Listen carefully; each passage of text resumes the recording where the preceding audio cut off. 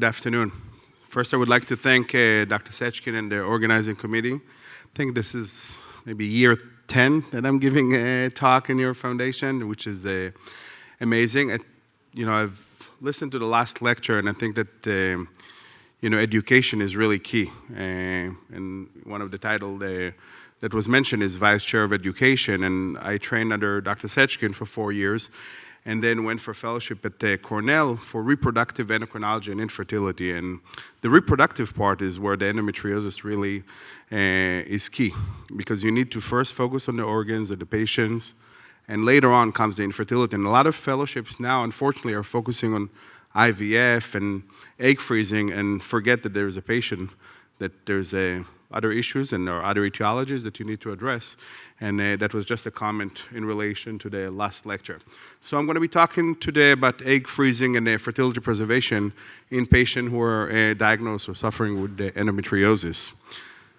We'll talk about the age impact on fertility. We all know, as the former speaker was mentioning and some others, that the egg count and the egg quality goes down with age, but also significantly goes down with endometriosis. We know that in the 20s it's pretty stable, but then late 20s, early 30s, we know that there's a significant decline. When I started doing that, I think that most women in the late 30s were considering egg freezing. We now see patients in their mid-20s and early 20s who have the knowledge of the pelvic pain and endometriosis already seeking care. And I think that if I have to focus on one thing today is education, education, education. And if you know that you may have endometriosis and you have pelvic pain, it's much better to do fertility preservation when you're in your 20s or early 30s rather than delay it until you find Mr. Right or Mr. Maybe and actually have to jump on it. So that's one key that is really important that I've learned along the years, because you can do one egg freezing cycle instead of 5 or 6 egg freezing later on when you're in your early 40s. In the mid-30s, we know that the decline in egg quality and egg quantity starts to really accelerate, and it reaches about 1% when you're 45. And the rate of miscarriages goes up exponentially at that age. This slide shows you how the egg count and egg quality goes down in the 30s into the 40s, and how the blue line shows that the rate of miscarriages goes up exponentially too. This slide shows that when we look at women who underwent a miscarriage, unfortunately, or had an amniocentesis in their second trimester, the rate of chromosomally abnormal embryos go up. And unfortunately, endometriosis accelerates that process. So if we see a 1 in 350 risk of Down syndrome at 35, when a patient has endometriosis with the bilateral endometriomas, we see that that rate goes up even at an earlier age. This slide shows all the factors that could affect fertility, and I want to focus on endometriosis today. Age is obviously a key factor, smoking, healthy lifestyle, BMI, undergoing ovarian surgeries, as we've mentioned today in the conference. But endometriosis in and of itself, without any treatment, is just deteriorating the egg quality, and we need to be educating our general OBGYN, our primary care physician, to address those things. What is egg freezing? So we know that egg freezing has been around for about 30 years now, since the beginning of 80s. And it's been very challenging to freeze eggs, much more challenging than freezing embryos, because it's a one cell that 90% of it is fluid. And in the past, we thought that if we're going to slowly freeze the eggs, it's going to survive in a better form or a better way. And we learned that that wasn't the case. We learned that there are crystals that are being formed, and the eggs don't really survive. And what happened about 10 or 12 years ago, we learned from studies coming from mainly Italy and Spain that if you actually fast freeze and you take those eggs and you dump them into liquid nitrogen within minutes, they actually survive in 90% of the cases. So we need to thank the Vatican and other states or countries in Europe that did not allow to fertilize too many eggs, and instead of discarding those eggs, we did research on those eggs, and also patients with cancer, which there's a lot of resemblance with the oncological patient and endometriosis patient that have essentially a set time that they can retrieve eggs, freeze them, and use them in the future. We have patients that are coming with a pending surgery 2 or 3 weeks down the line, and the best you can do is try to harvest as many eggs as you can before they start the endometriosis journey. And the same goes with patients who are diagnosed with breast cancer or other cancers. They're embarking on chemotherapy that's going to have a definite impact on their fertility, and we have very short period of time. What we're doing is essentially retrieving eggs through the vagina, going into the ovaries after about 10 to 12 days of stimulation, as I'm going to show you, and freezing those eggs for a later time. On the left, you can see that that's what we've been doing since 1980s until 2010. And what we learned in 2010 is that we do vitrification, we'll have 90 to 95% survival of those eggs, which has really revolutionized the way we think about reproductive medicine. This is the initial workup, and we've mentioned it in a couple of the speakers before. So the patient comes into their OBGYN or the reproductive endocrinologist and essentially gets an ultrasound and gets a blood test. The first blood test here is called FSH. That's an egg quality blood test. The tricky part of this blood test is that it has to be done with the patient's menses. It cannot be done when a patient is on birth control pills, and it's very tricky to do it when a patient has an IUD because you don't quite know where she is in her cycle. FSH has been around since the 70s, and you want that level to be as low as possible. It's a hormone that's being secreted by the brain, by the pituitary, and it tells me how hard the brain works to convince the ovaries to produce healthy eggs. A normal range is less than 10. A lot of patients with endometriosis will have a FSH of 12, 15, 20, and then we know that there is a problem with the egg quality. So that's the first step. AMH, which can be done at any given time of the cycle, so whenever a patient goes for a pap smear, she can definitely ask her OBGYN to run it, is an egg quantity test. A normal range depends on the age of the patient, but normal range is above 2 usually.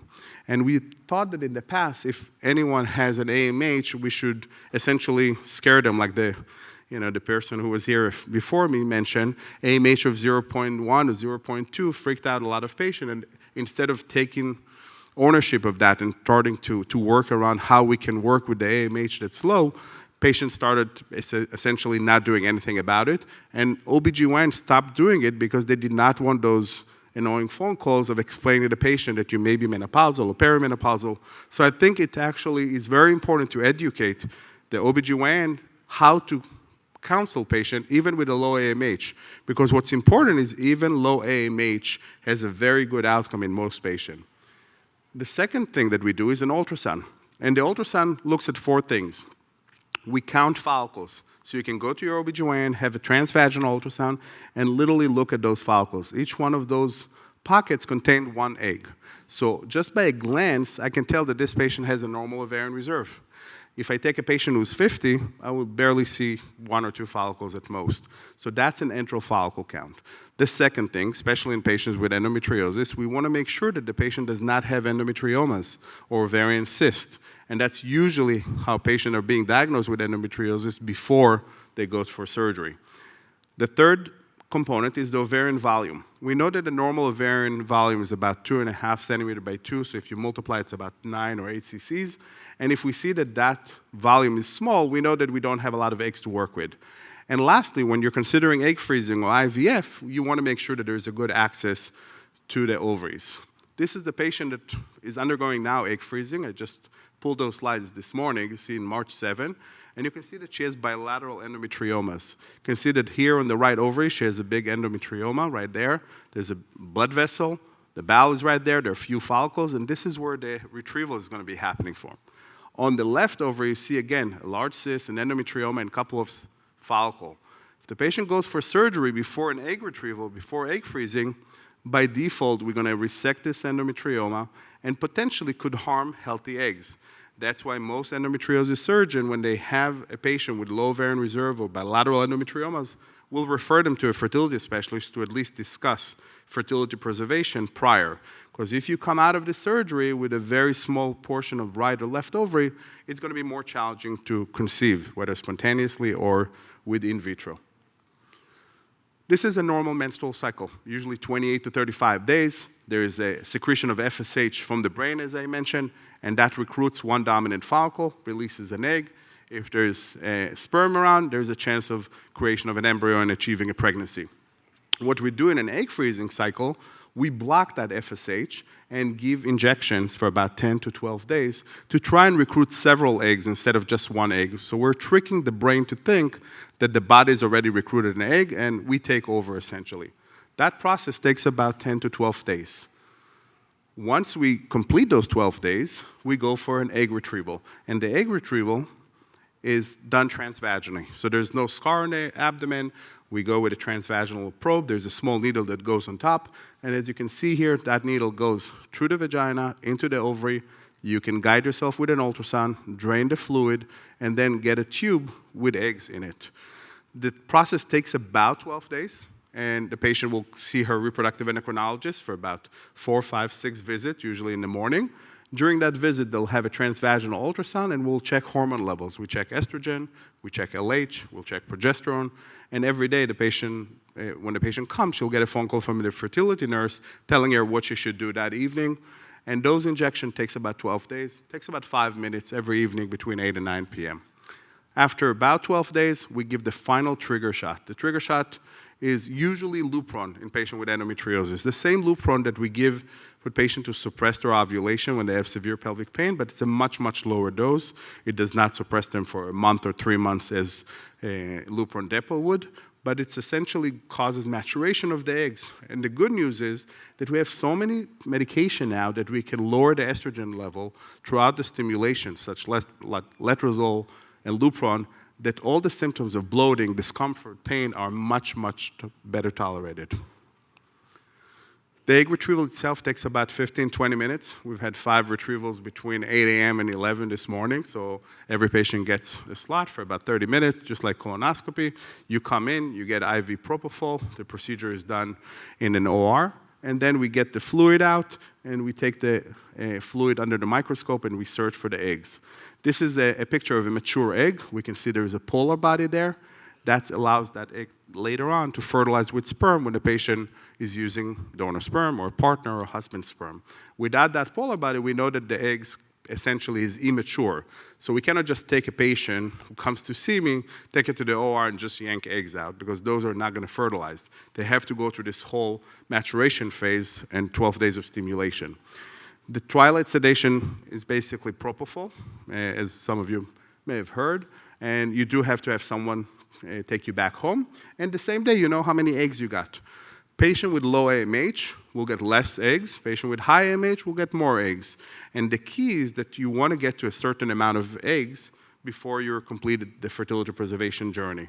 And that's really one of the most important questions that a reproductive endocrinologist should be able to answer when a patient is assessed. This is a good slide that shows you the egg freezing timeline. You can see that the patient comes in with her period, she gets that ultrasound, enteral follicle count, FSH, AMH, all in one session. She goes on a short course of birth control, which helps with endometriosis, suppresses recruitment of a follicle, and then the stimulation commences. You have about 10, 12 days of stimulation, and then you do the trigger shot and the egg retrieval. And the doctors may use letrozole, progesterone IUD can be in place. You don't have to remove an IUD. We're focusing on the ovaries here. You may use a patch or Lupron or a different medication that can suppress or control ovulation. Later on, the eggs are frozen in liquid nitrogen, and essentially, we have patients that have frozen eggs over 18 years ago and took babies home. So essentially, it's indefinite. I usually tell the patient you can use it all the way to age 51. At that point, you'll have to donate it to research or to a sister or who knows, maybe to your daughter. The associated risks, so this is obviously an elective procedure when a patient is just single and freezing eggs. I'm a big believer that endometriosis should be looked at just like any other disease, and this should be covered by insurance. It should be completely under any healthcare insurance, and we're fighting, and I can tell you, this week I had 4 peer-to-peer consultation with different insurance companies explaining them how detrimental this disease to the patient. Besides the fact that it has an impact on the uterus and the fallopian tube and the ovaries, patients don't have as much sex as patients without endometriosis. So checking ovulation is really just to kind of like pinpoint it to the day that they have to have sex, not because they're dying to have sex that day and they're still healing from a surgery that they had a month or 2 or 3 before. So all those conversations, and at the end of the day, you get to a medical director who's a dermatologist sitting in Iowa and trying to explain in reproduction. It doesn't always go well. But I think that we're definitely threading the needle. In every session, every year, I'm happy to tell that more insurance companies are considering it. And when you look at your insurance policy, it will say egg freezing is covered for medical indication, which is a code word for cancer. I want to include endometriosis in that code word. That's really what we should focus on. The risks are very minimal. especially because there is usually diminished ovarian reserve. Ovarian hyperstimulation is not something we see quite often in endometriosis patient. That's something that we see with PCOS, with patients that have 20 or 30 follicles. That's a different condition. Ovarian torsion, very rare as well. It usually happens when a patient has a lot of eggs, and as the ovary heals, if the patient is very doing a lot of high-impact physical activity, so as long as she follows the instruction from the nurse, that's very unlikely. Plus, with endometriosis, there's a lot of adhesion and scars, and paradoxically, that protects from torsion because the ovary is tucked in.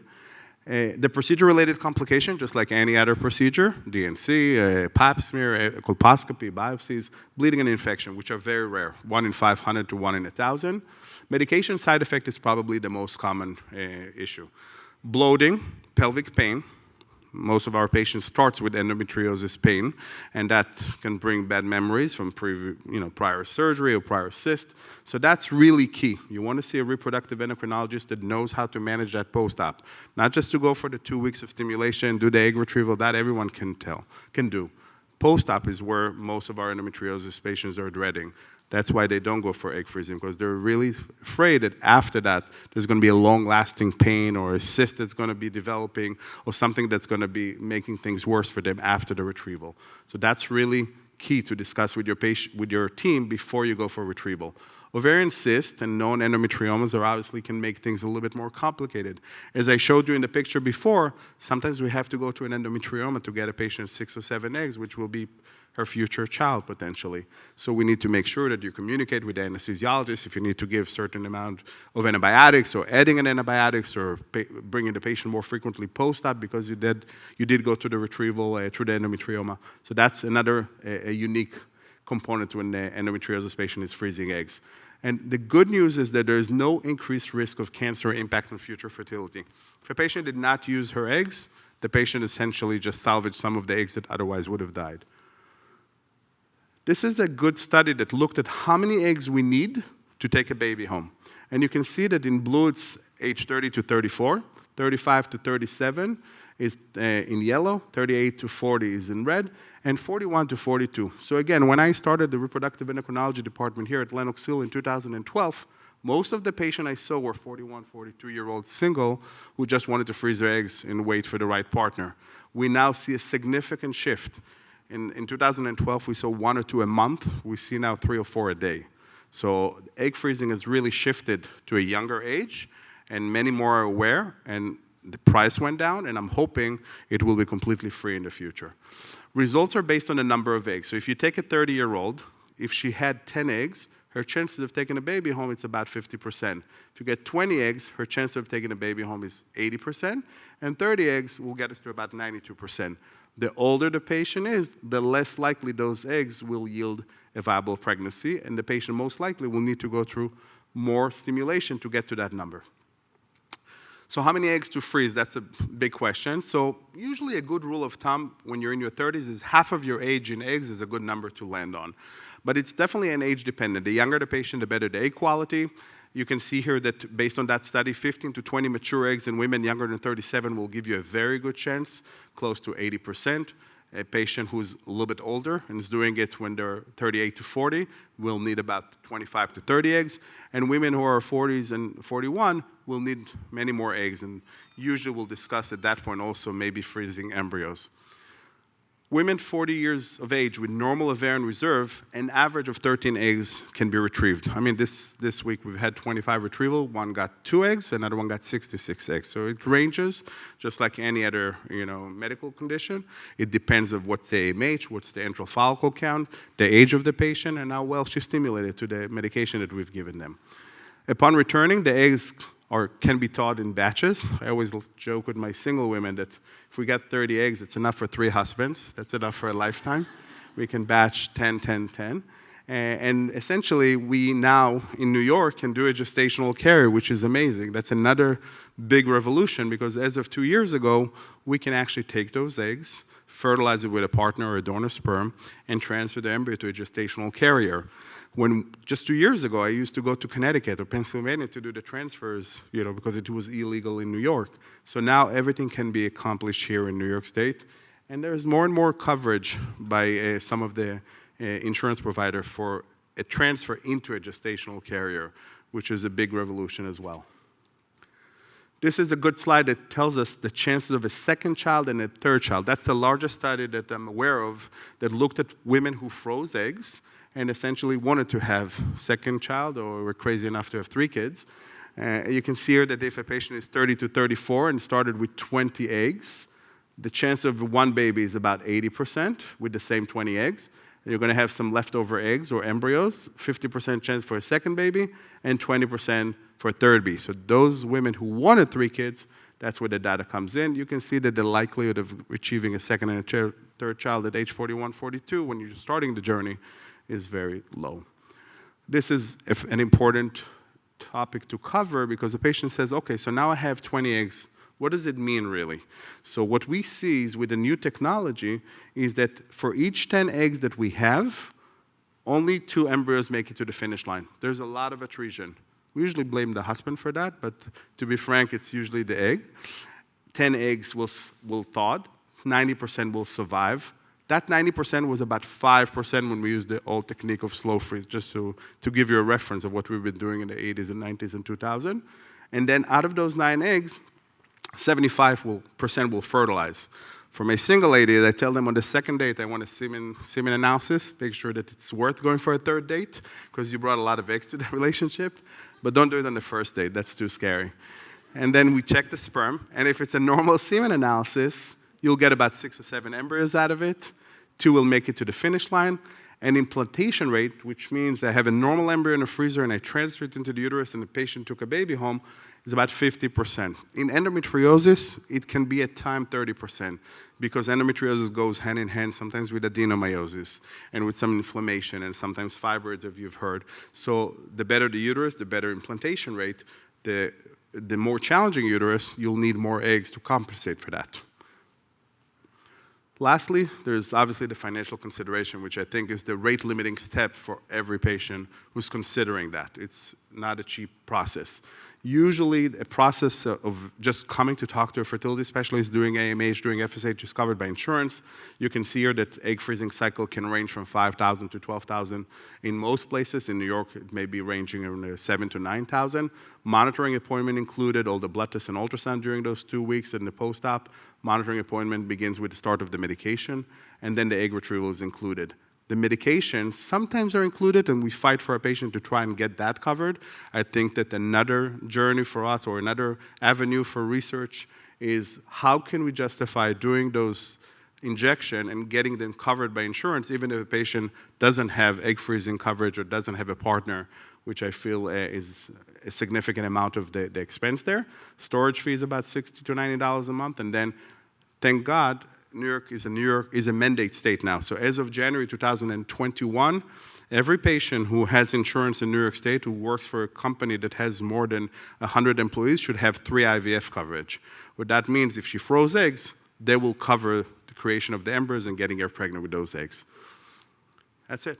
Thank you so much for listening, and I'm happy to take any questions.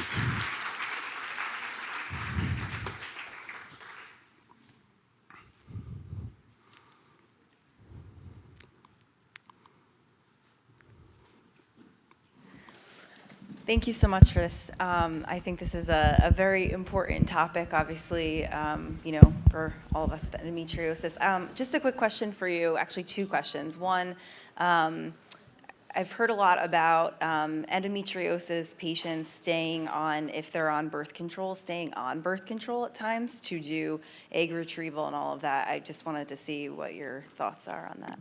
So I'm a big believer that birth control pills should be used freely in endometriosis patients, and I think they're much better tolerated than the Lupron in most patients, and as well as IUD, progesterone product with Mirena or Skyla and others. Birth control pills prevent a patient from ovulating every month, and as we know, pain during the menstrual cycle can be debilitating around the time of the menstrual period and also around the ovulation. It actually has a term, it's called Mittelschmerz. So it took a German doctor to find a name of the painful periods. But the birth control prevents ovulation and prevents a recruitment of a follicle. And usually what happens after 14 days, you release an egg. That egg by default becomes a cyst, a corpus luteum cyst. And if there's no pregnancy, that cyst usually goes away 2 or 3 weeks later. But with endometriosis, because of the anatomy that has changed, whether because of the actual disease or the surgery that was preceding, that cyst can linger a longer time and can cause issues. So birth control pills, when a patient is not trying to conceive and has known endometriosis, has been shown to help with preservation of the egg count and prevention of torsion, prevention of ovarian cyst. So yes, we do use birth control pills quite frequently, and sometimes even continuously for 3 months or 6 months. There's no reason to have a period every month from the health perspective, right? And one of the big theories of how endometriosis started is retrograde menstruation. So if the patient has a very thin endometrial lining and less periods per year and less menstrual period, it could slow down the deterioration of the disease, besides preserving some of those follicles. Thank you. And just one quick other question. You touched on the point that a lot of patients that you see that have endometriosis have concerns about after going through everything for, egg freezing, their symptoms afterwards and how they're going to feel. Just curious on, I don't know, maybe percentage of patients and how, can you explain a little bit more about some of the treatment afterwards? Post-op? Yes. Okay, so the good news is that if you go to a reproductive endocrinologist, and most of the centers here in New York know how to manage patients with endometriosis, essentially, most patients will have some discomfort a day or two after the retrieval, even if they don't have endometriosis. It's definitely more pronounced in patients with endometriosis, because they're more aware and all the nerve endings are already hypersensitive. So in those patients, we will give post-op medication preventively rather than waiting for the patient to have pain. Similar to C-section. In the past, we used to kind of like only if you really need to. Now we give it in a regimen. We know every 6 hours you can take Tylenol, you can take Motrin. There's no reason why the patient should suffer, especially once the anesthesia is getting out of your system. So if you have a retrieval on a Friday and Saturday is 24 hours later, that's when I'm expecting the patient to have most of the tenderness. So at that point, we'll start a regimen of post-op pain, usually with non-steroidal anti-inflammatory, Advil or Motrin and Tylenol, nothing more than that. And usually within 2 to 3 days, the pain resolves. The pain goes completely back to normal, usually with the patient's next period, when the cysts are shrinking completely, and that's when we usually give 2 weeks of birth control pills. So if the patient started on April 1st the journey of egg freezing, and say by tax day she had a retrieval, by May 1st you got her next period, 2 weeks after the period, she'll go on a pill for 2 weeks, and then by mid-May, the ovaries are back to normal and should not have any residual effect. Thank you so much. One more thing. Yeah. Patients ask me, you can just explain real quick. Can you do the egg retrieval the same time as surgery? You spoke on it already. The eggs have to be matured. But can you just explain one more time to patients why it is we don't do egg retrieval the same day as their endo surgery? Yeah. I mean, intuitively, it would make sense to go under anesthesia one time, right? You stimulate the ovaries. I do my egg retrieval here in the hospital, and then Dr. Sechkin, Dr. Chu, and Dr. Goldstein will do the surgery. The issue with that is 2 things. One is the ovary is stimulated. So instead of being 2 or 3 centimeters, now it's 6 or 7 or 8 centimeters. That's one. 2, in the hospital, you don't have the embryology lab, which is where the eggs are being frozen. And when you stimulate an ovary, the planes are different. So if the surgeon needs to remove an endometrioma, by default, there's going to be more bleeding from the follicles surrounding that. So you want to come down those ovaries after the stimulation, wait 2 weeks, and then go for surgery. So usually, if the patient has stage 4, stage 3 endometriosis, and we know we may end up with losing the fallopian tube and 1 ovary, we will see them before, at least for consultation, and strategize. Sometimes you have to do the surgery first for us to have access to the ovaries. Sometimes you'll have the retrieval before the surgery. That is where the key communication between your endometriosis surgeon and the reproductive endocrinology. You don't want to go to a surgeon at a Cleveland Clinic and do the egg retrieval at UCSF. You want a team that's there from start to finish. Thank you so much, guys. Enjoy the evening.